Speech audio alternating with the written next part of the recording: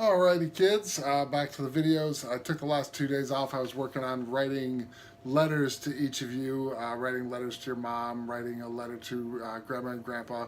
So now that that's done, let's get back to some videos here. Today I want to talk about, I just want to engage with you in like some emotional areas around music and literature, things that move my heart and stir my emotions that I want to share with you today. I'll start with the most popular that everybody knows about. I would recommend for you to read Tolkien and C.S. Lewis, Lord of the Rings, Hobbit, the Narnia series. Those books will awaken your imagination. They will fill your mind with all sorts of creativity and ways of thinking about the gospel and ways of thinking about life. That Tolkien's famous quote, a story just simply is not worth telling if there aren't any dragons. Now, mind you, we have all of the movies for those, but I would rather have you go and read the books. The books are just absolutely awesome. You will enjoy the investment of time you put into reading them. Now, the next author and musician, he does both, his name is Andrew Peterson. I would recommend to you to go read his series called The Wingfeather Saga.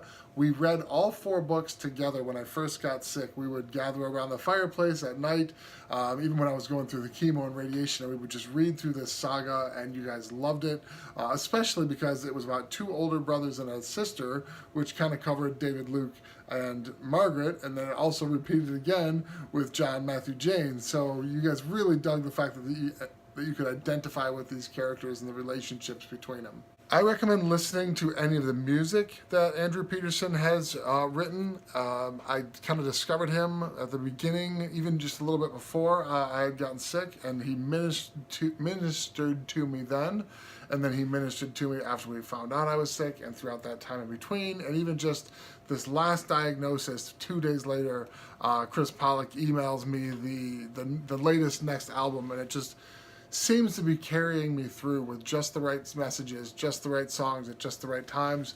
Can hardly get through an album without weeping, but here's a couple of recommendations for you. The album Light for the Lost Boys and the song You'll Find Your Way. Listen to it, you'll get it, it'll make sense. I hope it blesses you.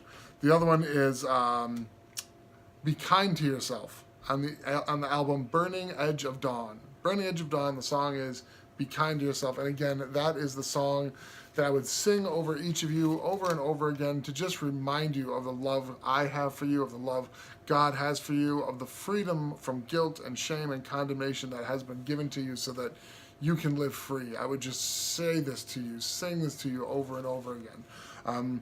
Far Country, there's another song in there, Lay Me Down to Live. All of these fantastic. One other song I would just point you to, I don't know why I want to just throw that in there, is Josh Garrels, The Resistance. It's just a song that gets up my pluck and my grit and my will to fight and to resist and to remember that I am a man at war with a purpose and children to protect and children to provide for and children and a family to build. Josh Garrels, The Resistance. I think you'll like a lot of other stuff by Josh Garrels as well, but I'll point you to that one. All right, I want to point you to a hymnal that I made. You can probably find this on my hard drive, but if not, I'm going to put it up on the screen so you can just copy it down if you'd like to and need to.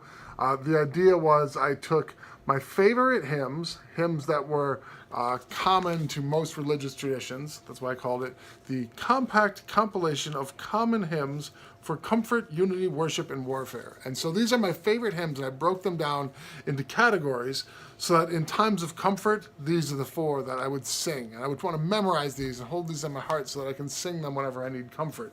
The next is a section on unity, and the unity is just songs that I can sing with the brothers and sisters to remember the covenant that we share, the mission that we share, the purpose that we share, to draw us together around our God.